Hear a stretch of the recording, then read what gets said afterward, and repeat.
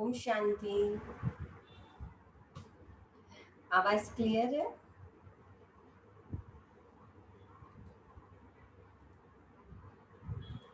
आवाज क्लियर है ना? ओके। है ना, जैसे अब तक हमने देखा कि कैसे बाबा जो रोज हमें ज्ञान युक्त महावाक्य देता है या मुरली जो सुनाता है, तो उस मुरली का चिंतन हम आत्माओं को कैसे फ्री करता है ना, या ये कह सकते हैं कि मन को शक्तिशाली बनाता है।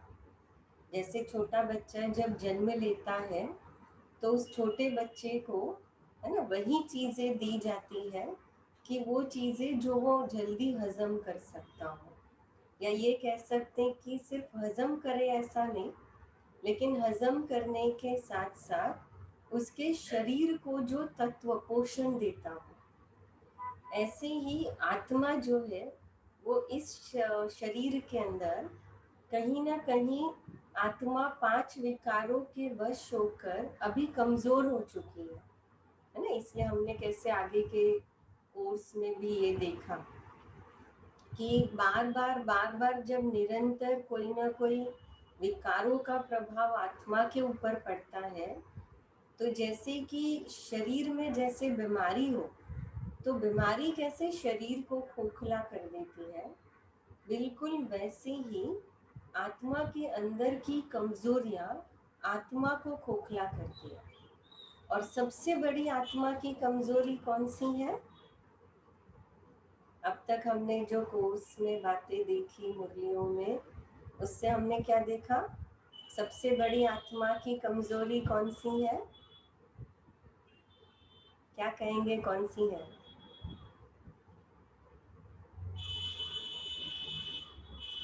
दत्तात्रेय भाई, कौन सी है? हाँ, है ना, मनीषा बहन आंसर दे रहे चैट बॉक्स में। राइट, देह भान, है ना।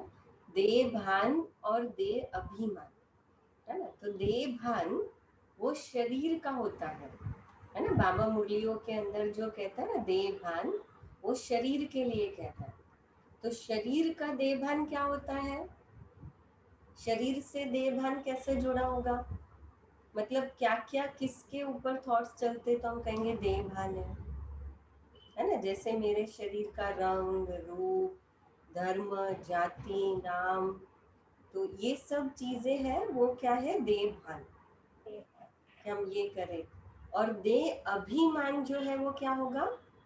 कि पोस्ट पोजीशन, जो दूसरी चीजें हैं, जैसे मेरी चीजें हैं, वस्तु है, वैभव है, मेरे रिश्ते हैं, वो सब देह अभिमान काउंट होगा, है ना। जैसे ईगो कह सकती है। तो दोनों बातों का बहुत छोटा सा बारीक डिफरेंस है। देह भान मतलब देह अभिमान मतलब ईगो, और दूसरा सेल्फ रिस्पेक्ट, है ना। सेल्फ रिस्पेक्ट को हिंदी में क्या कहते हैं? आत्म स्वाभिमान, है ना। जैसे कहते हैं स्वाभिमान, तो कई बार होता है सेल्फ रिस्पेक्ट, माना कहते हैं भाई मेरा स्वाभिमान है ना, मेरा स्वाभिमान है, कोई मुझे बोले मैं क्यों सहन करूं, मैं क्यों सोचूं।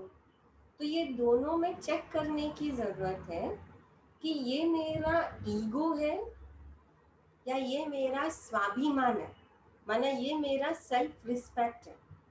बाबा मुरलियों में बार बार हमको जो कहता है, जिससे हमें डिटैच होना है, वो होता है देह अभिमान। और देह अभिमान है या स्वाभिमान है, सेल्फ रिस्पेक्ट है, उसका कैसे पता चलेगा? तो दो बातें।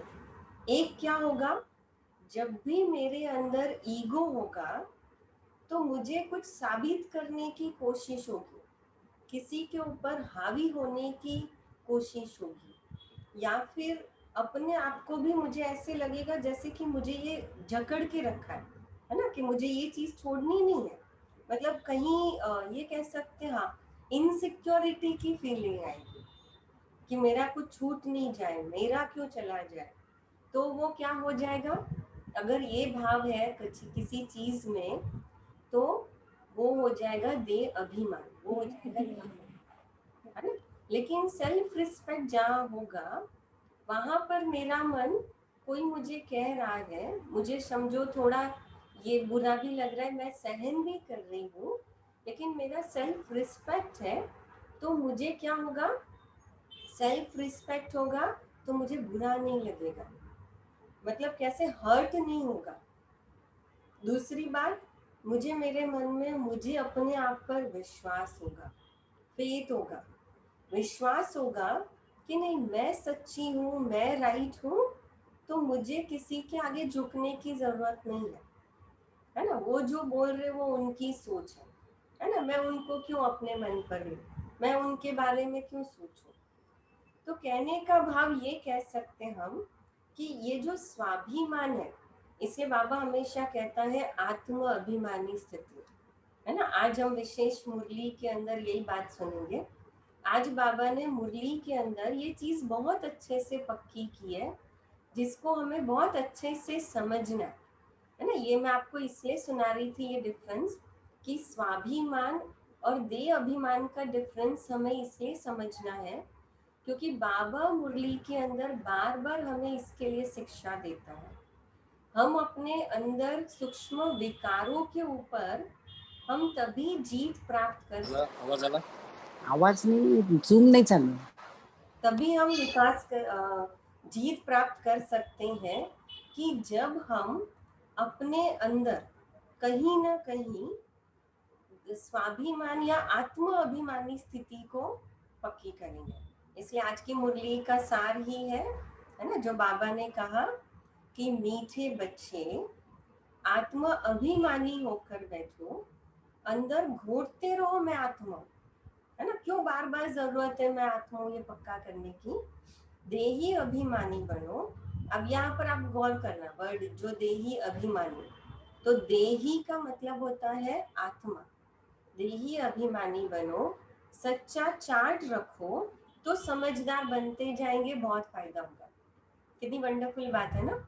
अगर आप तीन बातें सार में, तीन बातें जो बाबा ने कही, एक आत्म अभिमानी बनो, है ना। दूसरा जो बाबा ने कहा कि आत्म अभिमानी बनो, दूसरा बाबा कहता है मैं आत्मा हूँ, ये अंदर घोटते रहो, ये दूसरा। और तीसरा बाबा ने कहा चार्ट रखो तो समझदार बन जाएंगे, बहुत फायदा होगा। इसका बाबा ने मुरली के अंदर एक एक्सप्लेनेशन दिया है, बहुत सुंदर की एक्सप्लेनेशन बाबा ने दिया है कि कैसे फायदे की बात इसलिए बाबा कर रहा है क्योंकि हम भी कहीं ना कहीं एक व्यापारी है। और व्यापारी किस हिसाब से है, हम अपने कार्मिक अकाउंट के व्यापारी है ना। क्योंकि कार्मिक अकाउंट में हम जब रिलेशन में आते हैं, हम जब संबंधों में आते हैं, तो मैं कुछ दे रही हूँ और मैं किसी से ले भी रही हूँ। आजकल दुनिया में लोग देखो बिजनेस करते हैं, क्यों, कमाई के ऊपर ध्यान देते हैं। अब उनको लगता है भाई धन कमाई नहीं करेंगे तो परिवार को कैसे चलाएंगे। अब वो जो धन कमाई है, स्थूल कमाई, वो दिखती है, लेकिन कार्मिक अकाउंट की कमाई है वो दिखती नहीं है, और कार्मिक अकाउंट का लॉस से वो भी दिखता नहीं। इसीलिए बाबा ने, देखो आज जो बाबा ने इसीलिए क्वेश्चन आंसर में कहा, वो बाबा ने क्यों कहा कि बेहद के नाटक को समझने वाले बच्चे किस एक लॉ को अच्छी रीति समझते हैं, है ना, किस एक नियम को, लॉ को अच्छी रीति समझते हैं। अच्छा, कि ये अविनाशी नाटक है, इसमें हर एक पाठधारी को पाठ बजाने अपने समय पर आना ही है। कोई कहे हम सदा शांति धाम में बैठ जाए, है ना, माना जैसे दुनिया में कोई कहे भाई मर जाए तो मर के शांति मिले, तो कहते हैं कि परम धाम में चले जाए, तो सदा शांति धाम में चले जाए, बैठ जाए। बाबा कहता ये लॉ नहीं है, कायदा नहीं है, और उससे पाठधारी भी नहीं कहेंगे, है ना। ये बेहद की बातें बेहद का बाप सुनाते हैं। तो हम आत्माएं कौन है ना, हम आत्माएं जैसे एक एक्टर होता है ना, एक्टर की वैल्यू तब तक है जब तक वो एक्टिंग करेगा। अब जैसे ही उसने एक्टिंग से रिटायरमेंट ले ली, हम क्या देखते हैं, है ना, उनका नाम वो सब खत्म हो जाता है।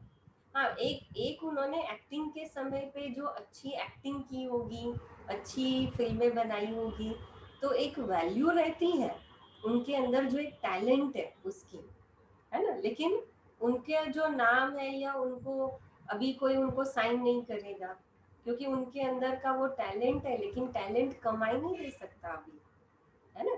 क्योंकि अभी उन्होंने धीरे धीरे एक्टिंग छोड़ दी, और इसलिए आपने देखा होगा कि कहीं एक्टिंग छोड़ने के बाद फिर उनका बॉडी स्ट्रक्चर चेंज हो जाता है, फिर उनके अंदर कई बहुत सारे डिप्रेशन में कई लोग आ जाते हैं, है ना। जैसे हम दुनिया में देखो माहौल देख रहे हैं अभी। तो कहने का भाव कि बाबा हमेशा ये कहता है मुरली में, बाबा कहता है कि हम आत्माएं इस दुनिया में एक एक्टर है, इस सृष्टि रूपी रंगमंच पर एक्टर है। मेरे साथ जितने भी रिश्ते हैं वो सब भी एक्टर है ना। तो वो भी एक्टर है, मैं भी एक्टर हूँ, और ये जो हमारे बीच में रिलेशन है, जो बातें चल रही है, वो सब जो है वो क्या है, तो वो कहीं ना कहीं हमारा एक ड्रामा में रोल है। अब अगर मैं उस रोल को ही सब कुछ मान करके बैठ जाऊं, तो क्या होगा, कहीं ना कहीं अगर सब कुछ मानकर बैठ जाएंगे तो नुकसान हमको होगा। हम अपने रोल को जस्टिस नहीं दे पाएंगे, है ना। इसीलिए जैसे यहाँ पर कहा कि लौ हाथ में उठाना नहीं है, लेकिन बाबा ये कहते हैं कि बेहद की बातें बेहद का बाप ही तुमको सुनाता है ना। तो ये बेहद की बातें, और इसलिए फिर विशेष मुरली में बाबा ने ये हमको बार बार आज पक्का करा कि मैं आत्मा हूँ, और मैं आत्मा अविनाशी हूँ, शरीर विनाशी है, और मैं आत्मा अभिमान छोड़ दे अभिमान में फंस पड़ा। और इसलिए बाबा ने जो आज मुरली में बार बार कहा कि मैं आत्मा हूँ, ये बार बार घोटो। ये क्यों घोटने के लिए कहा, ये बाबा ने एक बहुत सुंदर बात इसमें कही, कि बाबा ने इसलिए घोटने के लिए वो चीज कही, क्योंकि बाबा बार बार ये कहता है ना, द्वापर युग से हम सब आत्माएं कहीं ना कहीं क्या हुआ, हम सब आत्माएं देह अभिमान में आ गए, या कि देह भान में आ गए। और अब हमको वो समय मिला है, अब हमको वो ज्ञान मिला है कि जहाँ पर हमें अपने अंदर वो वापस संस्कार डालना। आपने देखा होगा कि कहीं भीड़ में आप जा रहे हो मार्केट में, और कोई अगर आपका नाम लेके बुलाएगा तो क्या होगा, है ना। कोई आपका नाम लेके बुलाएगा तो क्या होगा, तुरंत हमारे कान वहां चले जाएंगे, है ना, जहां पर वो कोई नाम ले रहा होगा। फिर पता चलेगा अचानक वो मुझे नहीं बुला रहा है, किसी और को बुला रहा है।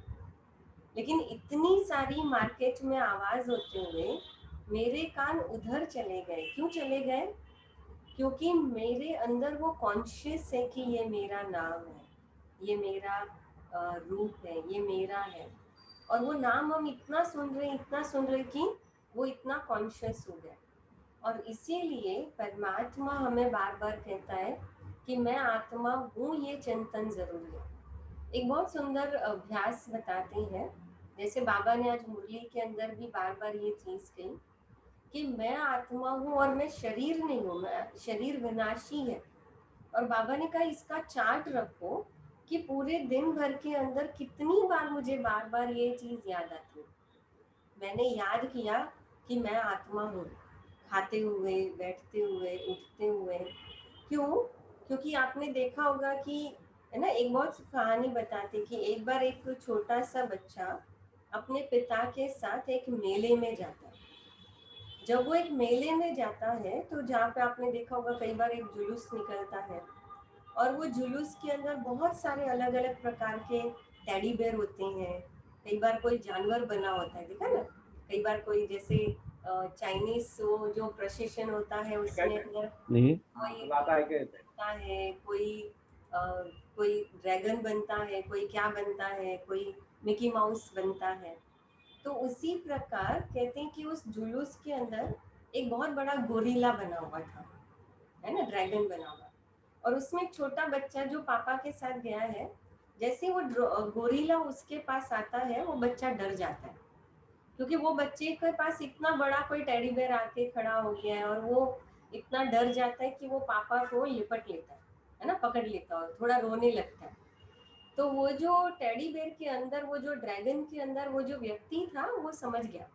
तो उसने क्या किया, अपना सिर उठाया और अपना नॉर्मल ह्यूमन जो चेहरा होता है उस ह्यूमन चेहरे में आया और बच्चे से हाय हेलो किया उसने।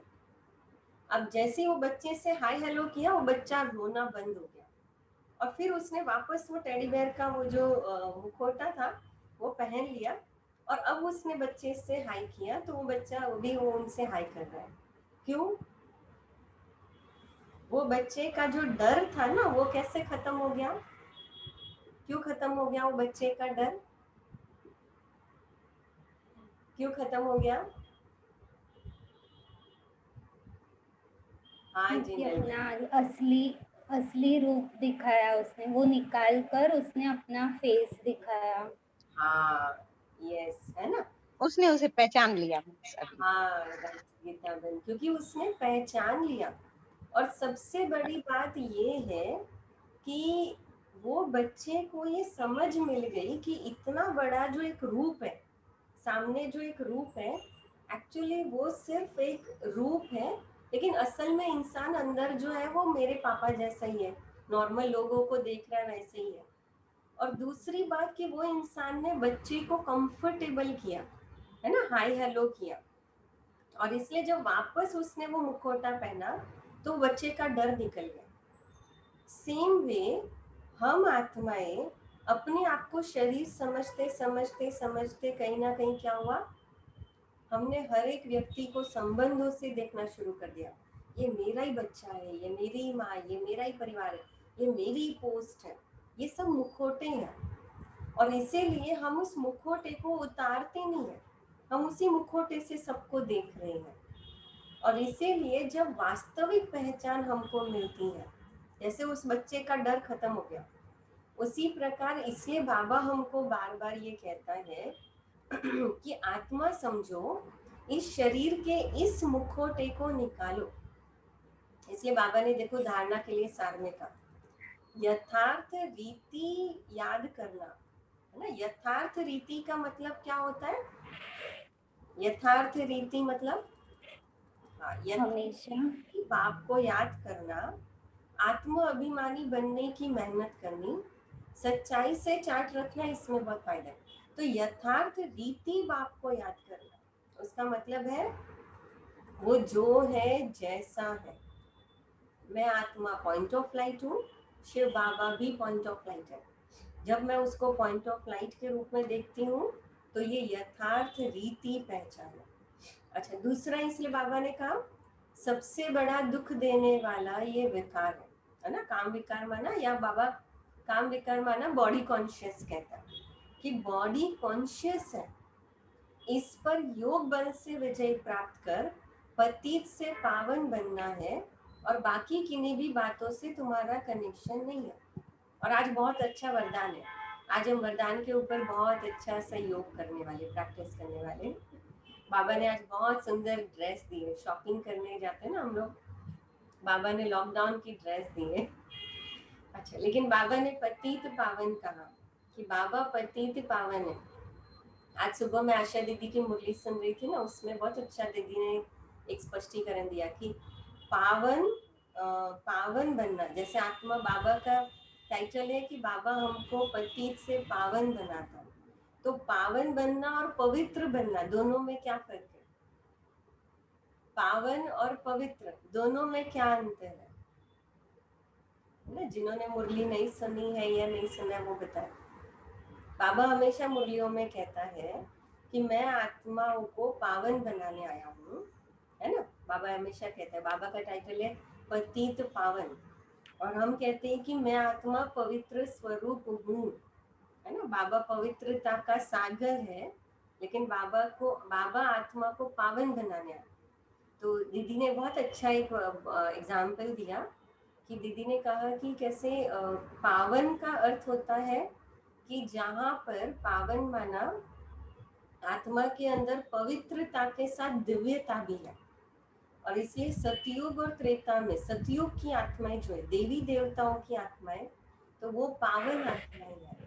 और जो पवित्र है, पवित्र तो हर एक आत्मा है, क्योंकि पवित्र बनना ये हर एक आत्मा के अंदर ये संस्कार है, और पवित्र तो हर एक आत्मा बननी है, क्योंकि जब ये शरीर छोड़ेंगे, आत्माएं परम धाम जाएगी, तो या तो सजा खा करके, माना कार्मिक अकाउंट जबरदस्ती भी चुकतू करके, तो सजा खा के, या फिर योग बल से पवित्र तो बनना ही है। तो पवित्रता का वर्षा सबको मिलना है ना, मुक्ति सबको मिलनी है। तो परम धाम में सब आत्माएं पवित्र होगी, लेकिन पावन उसी को कहा जाएगा जिनके अंदर दिव्यता भी होगी। तो दिव्यता का अर्थ होता है दिव्य गुण। तो अभी संगम युग पर हम आत्माएं क्या कर रही है, हम दिव्य गुणों को भी धारण कर रही है। तो मैं आत्मा योग बल से, माना इस मेडिटेशन से, सिर्फ ये नहीं कर रही हूँ, पावन नहीं बन, पवित्र नहीं बन रही हूँ, लेकिन मैं दिव्य गुणों को भी धारण कर रही हूँ, और इसीलिए हम आत्माएं पावन बन रही है। और इसलिए बाबा का टाइटल है पतित पावन। तो पावन का अर्थ होता है जिसके साथ दिव्यता भी है और पवित्रता भी है ना। ओके, बाबा ने बहुत सुंदर वरदान दिया, विघ्न प्रूफ चमकीली फरिश्ता ड्रेस धारण करने वाले विघ्न विनाशक भव। तो आज का वरदान बहुत इजी याद रह जाएगा ना। शॉपिंग करना सबको अच्छा लगता है, तो आज बाबा हमको गिफ्ट दे रहा है, बहुत प्यारी। कौन सी गिफ्ट दे रहा है? विघ्न प्रूफ, है ना, फरिश्ता ड्रेस।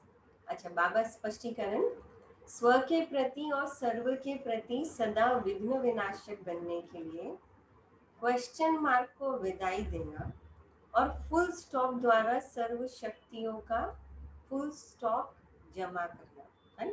तो एक क्वेश्चन मार्क को विदाई दो और फुल स्टॉप के द्वारा सर्व शक्तियों को फुल स्टॉप करो।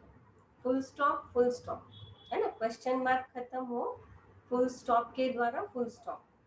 अच्छा, दूसरा, विघ्न प्रूफ चमकीली फरिश्ता ड्रेस पहनकर रखना। अच्छा, और जब अच्छी ड्रेस पहनी हो तो, है ना, माँ बाप भी क्या करते, जब बच्चों को अच्छी ड्रेस पहनाते तो कहते अब मिट्टी में खेलने नहीं जाना, या हम भी क्या करते, हम ध्यान रखते भाई कहीं पर कोई दाग नहीं लगना चाहिए, तो मिट्टी की ड्रेस को नहीं पहनना, मिट्टी माना शरीर। अच्छा, तीसरा, जब ड्रेस लेंगे तो ड्रेस के साथ क्या करेंगे, फिर उसके साथ मैचिंग गहने भी तो चाहिए, तो गुणों के गहनों से अपने आप को सजाएगा, है ना। और चौथा, अष्ट शक्ति शस्त्रधारी संपन्न मूर्ति बनकर रहना और कमल पुष्प आसन पर श्रेष्ठ जीवन के पांव रखना। तो अष्ट शस्त्रधारी बन कमल पुष्प के समान जीवन के पांव के रखना। तो कितनी बातें हो गई, वरदान याद रह गया? एक, पहला क्या कहा? पहला, हाँ याद करो, पहला क्या कहा? क्वेश्चन मार्क खत्म कर स्टॉप, फुल स्टॉप से फुल स्टॉप जमा करना है ना, शक्तियों का। दूसरा, बाबा हमको चमकीली ड्रेस गिफ्ट कर रहा है, तो अगर किसी को हम ड्रेस गिफ्ट करेंगे तो ड्रेस के साथ गुणों के गहने, है ना, तो गुणों के गहने, यस, है ना। और गुणों के गहने पहन के क्या करेंगे, फिर क्या करना है? अष्ट शस्त्र मूर्ति बनकर। तो मूर्ति माना मेकअप, दिव्यता, है ना। तो मूर्ति का मेकअप करके फिर किस पे बैठना है? अच्छी ड्रेस पहनी होगी तो हम कितना संभाल के बैठते हैं, कहीं भी नहीं कमल पुष्प पे, है ना। कमल कहते हैं कमल के अंदर बैठे रहो, है ना, तो कमल फूल के अंदर बैठना। तो देखो बाबा ने कितना प्यारा वरदान दिया आज, है ना। अच्छा, लास्ट स्लोगन है, अभ्यास पर पूरा पूरा अटेंशन दो तो फर्स्ट डिवीजन में नंबर आ जाएगा। अभ्यास पर पूरा पूरा अटेंशन दो तो फर्स्ट डिवीजन में नंबर आ जाएगा। सब स्टूडेंट है ना, बाबा कहते हैं स्टूडेंट बनकर अभ्यास पर, प्रैक्टिस पर अटेंशन दो। चलो अभी हम योग करेंगे, और योग में क्या करेंगे, है ना, 3 स्टेप, क्वेश्चन मार्क खत्म करेंगे, सब बातों को स्टॉप करेंगे, फुल स्टॉप जमा करेंगे, चमकीली ड्रेस पहनेंगे, ड्रेस के साथ क्या करेंगे, दिव्य गुणों के गहने पहनेंगे, और फिर मेकअप, मेकअप क्या करेंगे? अष्टशस्त्रधारी अच्छा, व्यक्ति बनने का मेकअप, है ना? और फिर क्या करेंगे? कहाँ बैठेंगे? कमल कमल के अंदर बैठेंगे। अच्छी कमल। पहनेंगे तो अच्छी जगह बैठेंगे ना। चलिए, ठीक है। आज का हमारा कल तक ये प्रैक्टिस करना। चलिए, ठीक है, अलर्ट हो जाइए।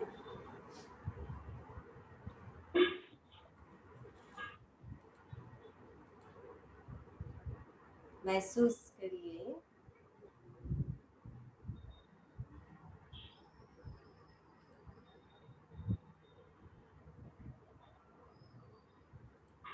मैं आत्मा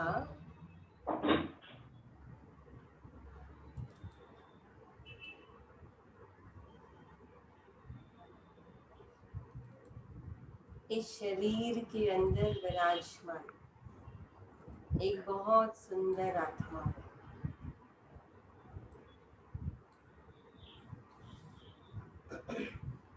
मन के सारे क्वेश्चन को समाप्त करते हुए मैं आत्मा बिंदी हूँ। तो बिंदी फुल स्टॉप एक समान ही होता है। तो मैं आत्मिक स्थिति में स्थित हो रही हूँ। जैसे मैं अपने सारे प्रश्नों को फुल स्टॉप लगाकर अपने आप को आत्मा समझकर बाबा के सामने बैठी हूँ।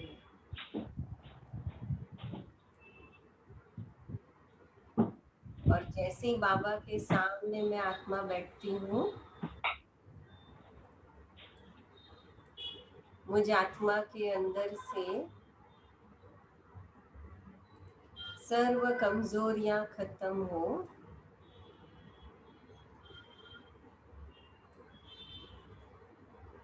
फुल स्टॉप जमा हो रहा है। सर्व शक्तियों का फुल स्टॉप।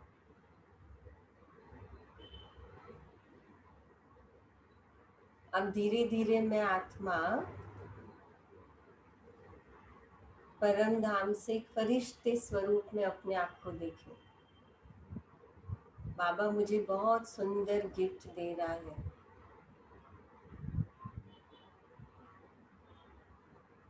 जैसे हर माता पिता अपने बच्चों को गिफ्ट देते हैं, ऐसे बाबा मुझे फरिश्ता चमकीली ड्रेस की गिफ्ट दे रहा है। अपने आप को विजुअलाइज करें। सफेद रंग की बहुत सुंदर चमकीली ड्रेस है। मेरे सिर पर पवित्रता का बहुत सुंदर क्राउन है, लाइट का क्राउन है। और महसूस करें कि मेरे चेहरे में मधुरता की मुस्कान का मेकअप है, पवित्रता का फाउंडेशन है।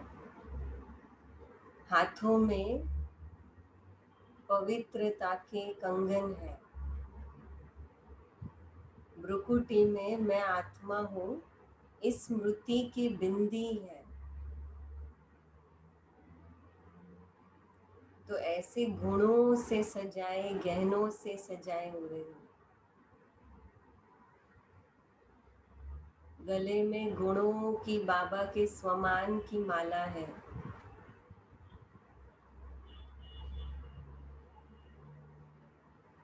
और अब मैं आत्मा इस गुणों के साथ अष्ट शस्त्रधारी बन करके दिव्य मूर्ति के रूप में अपने आप को देख रही हूँ।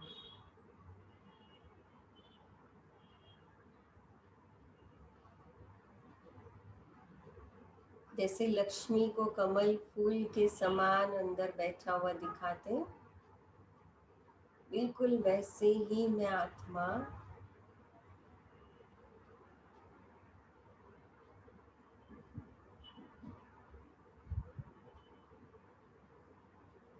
कमल आसनधारी बनकर कमल पर विराजमान हूँ।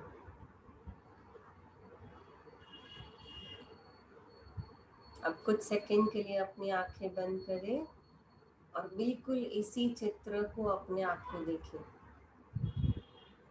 3 चित्र एक मैं आत्मा बिंदी के समान हूँ, फुल स्टॉप के रूप में फुल स्टॉप जमा कर रही हूँ। दूसरा, चमकीली ड्रेस पहनी है, घोड़ों का गहना पहना है। और तीसरा, अस्त्र शस्त्रधारी बन करके मैं आत्मा कमल के अंदर बैठी हुई हूँ।